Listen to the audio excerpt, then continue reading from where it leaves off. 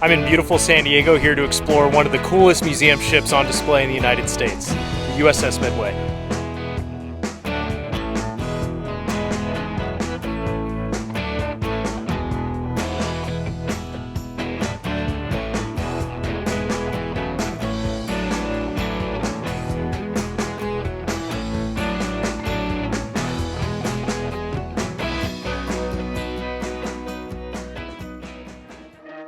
USS Midway was named for the climactic World War II battle that took place in June of 1942. And the interesting thing about this ship, it was actually built in 17 months, but didn't commission until September 10th, 1945, so it missed actually serving in the Second World War. But the ship did go on to serve a large role throughout the Cold War, saw its first combat in 1965 in the early years of the Vietnam War, and was even brought back to life in 1990 to serve over in Desert Storm.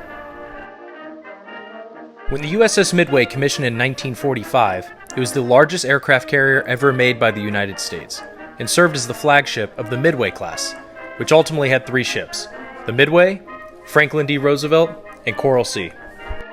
The Midway displaced 45,000 tons, had an armored flight deck, and was outfitted with over 100 aircraft, such as the F6F Hellcat, F4U Corsair, and TBF Avenger. The Midway participated in a lot of firsts, to include being the first U.S. Navy aircraft carrier to operate in the midwinter subarctic, where it developed cold weather flight procedures. Over the years, the Midway underwent multiple transformations and upgrades to keep up with technology and tactics. This included modernizations in the late 1950s and 1960s, which changed its flight deck, size, and overall appearance. As mentioned, pilots from the Midway first experienced combat in 1965 over Vietnam. From the 1950s to the 1990s, Midway operated multiple types of aircraft, to include the F-8 Crusader, A-7 Corsair, A-4 Skyhawk, F-4 Phantom, and even the F-A-18 Hornet.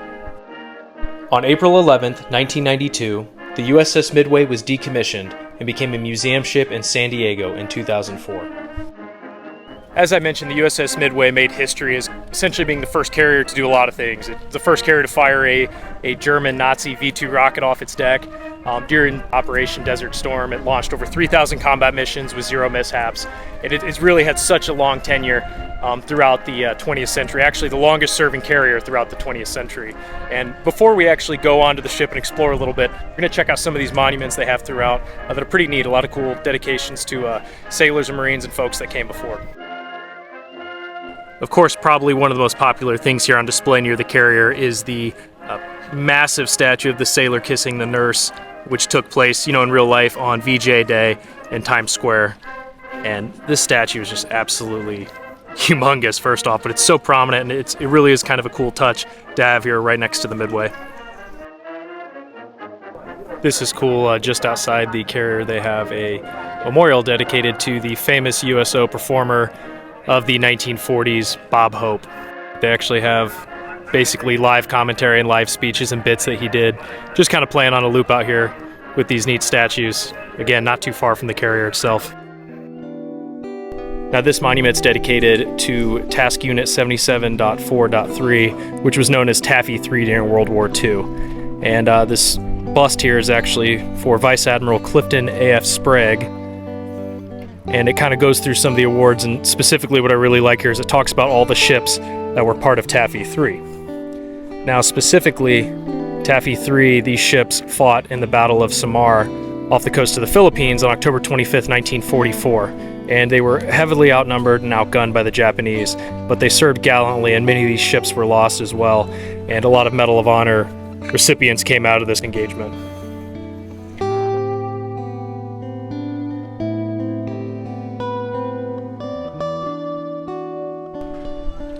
So I'm walking up here to get on the ship for the tour. It actually looks like she's getting some work done, which is pretty cool to see. A lot of times with these museum ships, they either don't have enough funding, don't have enough help, whatever it might be, in order to kind of repair it and maintain it and make sure it's here for future generations. But it looks like the old Midway is actually getting all the love that she needs.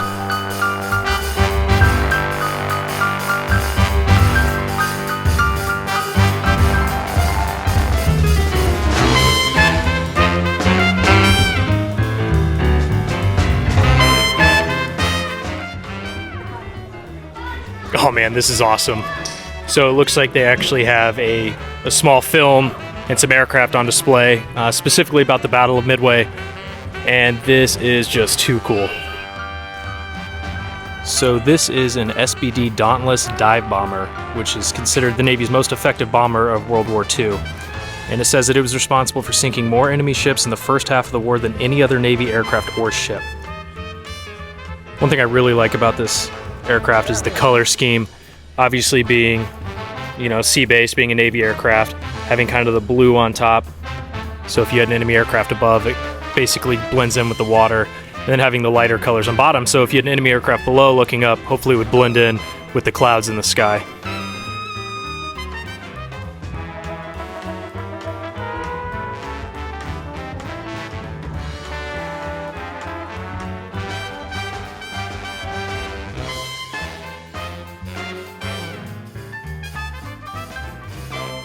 There, kind of hanging above, is a TBD Devastator, a torpedo bomber. And then right next to it is an F6F Wildcat.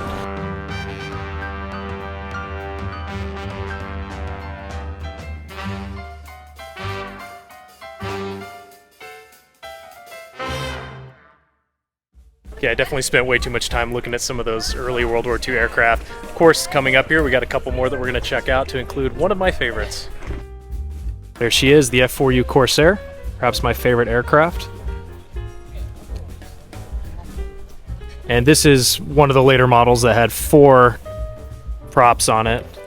And again, they have the sign here on display. It gives some of the specs of the aircraft, a little bit of the history.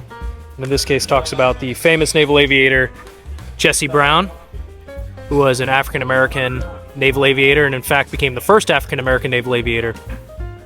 Most of the Corsairs were outfitted with 350 caliber machine guns in each wing, as we see here. One kind of beautiful thing about this aircraft, in terms of design, it has this unique gold wing or curved wing, which was to make up for the massive 13-foot propeller. Looks like they got a utility helicopter on display and another awesome aircraft. Interestingly, this is actually the type of aircraft, a TBM Avenger, that was flown by George Bush Sr. in World War II. And this could carry a Mark 13 aerial torpedo. And man, this thing is just massive. And to imagine that this was a carrier-launched aircraft. And here you could see the way the wings would fold up in order to make space for the aircraft carrier and for storage. But they actually have marked there by the cockpit, Lieutenant Junior Grade George H.W. Bush.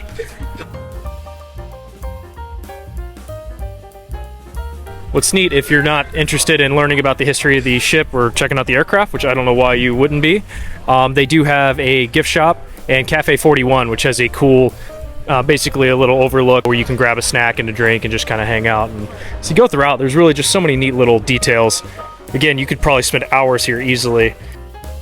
Before I head up to the flight deck, I'm actually going to go below decks and check out a few of the spaces. Specifically down here, we're going to be able to see laundry, chow line, mess decks, all that cool stuff.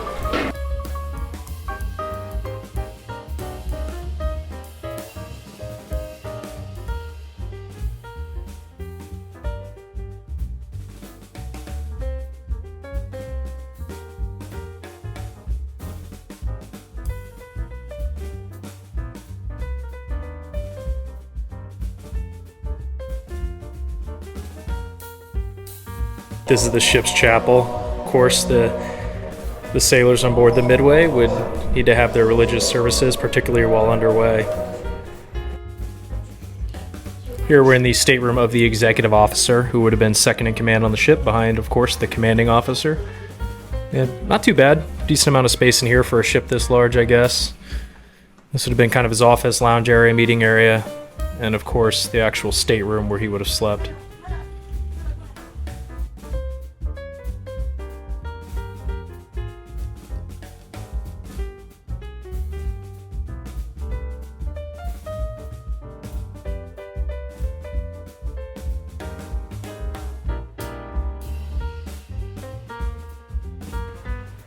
And this was the senior officer's wardroom, which they nicknamed the bowling alley just due to how narrow this space was.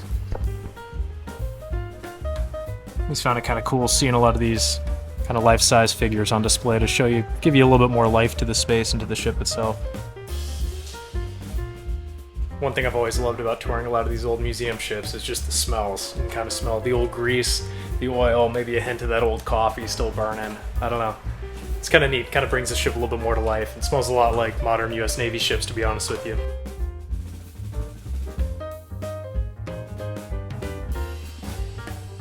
Here, of course, is a head, known to most as a bathroom, and this is where you did your business.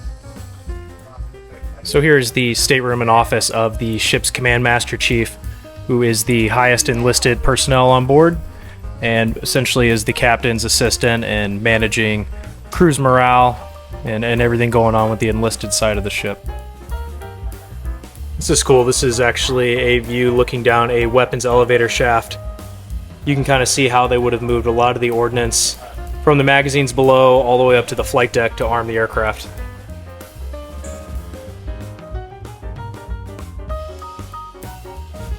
As with a lot of museum ships, they have a lot of neat displays and exhibits throughout the ship that obviously weren't here when it was an operational ship, but it's kind of cool because you can learn a lot. In this case, you know, this exhibit shows the evolution of the aircraft carrier. So again, tons of things to do and see. Here we are at the enlisted crew's mess. This is where the enlisted sailors would have eaten and spent a little bit of their free time, what little free time they may have had. And yeah, this is probably one of the more spacious areas on the ship, similar to the wardroom, but in this case, this is the enlisted mess. Okay, now I've moved up to the flight deck where they have a lot more aircraft on display. A lot of the ones up here are from essentially the Vietnam era into the 1990s and essentially modern times here. So we're going to walk around, check out a few of these, and see if we can see some of the spaces here in the conning tower as well.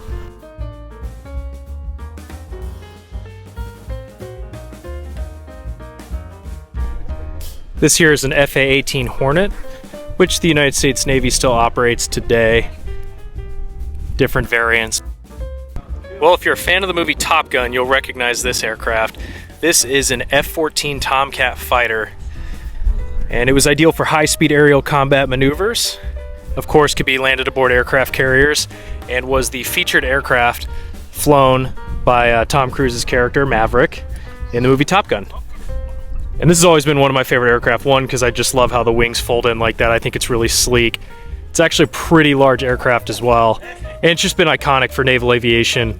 Again, kind of the movie Top Gun really boosted its popularity. But yeah, it was a workhorse for the Navy for many years, no longer utilized, but a great aircraft nonetheless. Now this is one of my all-time favorite aircraft, the F-4 Phantom II fighter. And this is just a sleek looking plane. Also pretty large size, and this aircraft served valiantly throughout the Vietnam era. This was actually used by both the Navy and the Marine Corps, and actually the Air Force also flew a version of the F-4 Phantom. This is an RA-5 Vigilante, largely used for reconnaissance, and I actually have a connection to this aircraft through my father, who served in the United States Navy in the late 1960s, and he actually was a parachute rigger and worked pretty much exclusively with the Vigilante aircraft. So he got very familiar with this, packing parachutes and getting the cockpit ready for the pilot. So it's kind of cool to see one of these on display here on the Midway. Here's a UH-1 Huey gunship, an assault helicopter that most people probably recognize. It was the workhorse of the Vietnam War, and these were essentially the cavalry of the air, bringing soldiers to and from various points throughout Vietnam and in combat. And of course, a lot of these were shot down.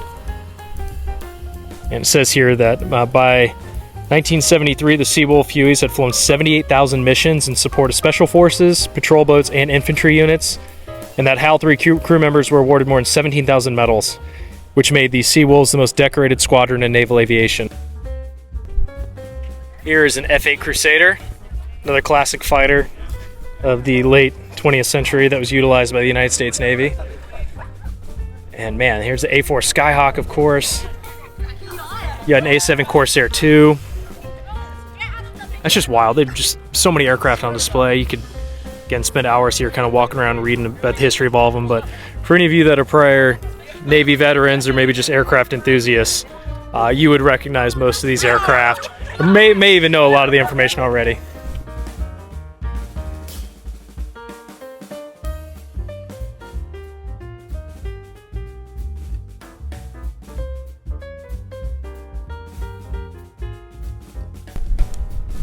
Most don't realize it, but San Diego is actually considered the birthplace of naval aviation, which essentially had its origins in 1911.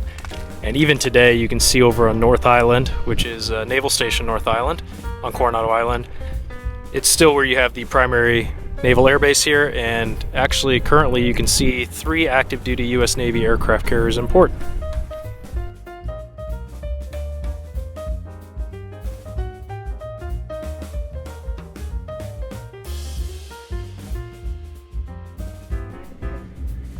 This space in the island right on the flight deck is known as flight deck control. And this is actually where they would track the location of the aircraft on the flight deck. You can see they had kind of scaled models here.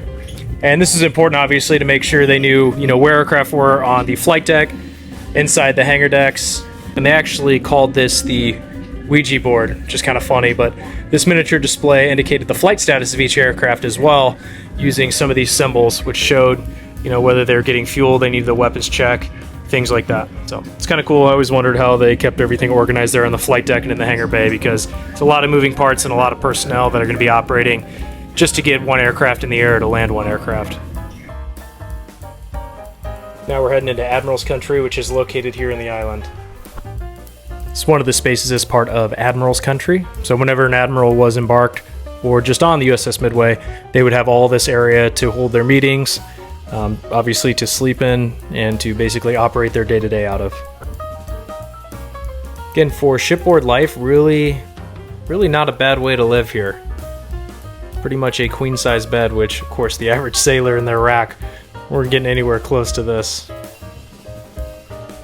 And this would essentially be the Admiral's wardroom, where they could hold some meetings for the staff. In this case, it would have been CTF 77, and also that where the Admiral, Chief of Staff, and a lot of those folks would have eaten.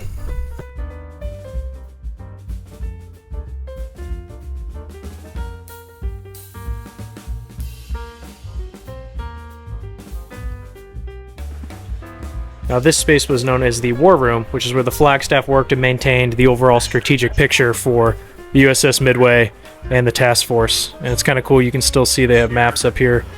This one of Baghdad, which of course the Midway launched over 3,000 strike missions.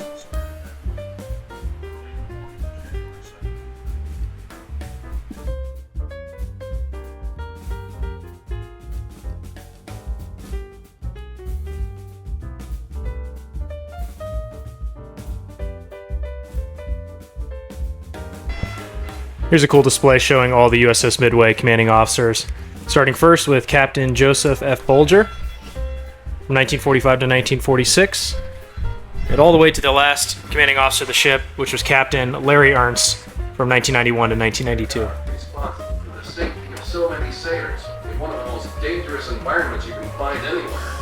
It's a humbling responsibility, one that I'll value for the rest of my life. Well, I'll have to finish my paperwork here. Flight ops are about to start. I hope you'll think about the extraordinary dedication of my crew as you continue your tour.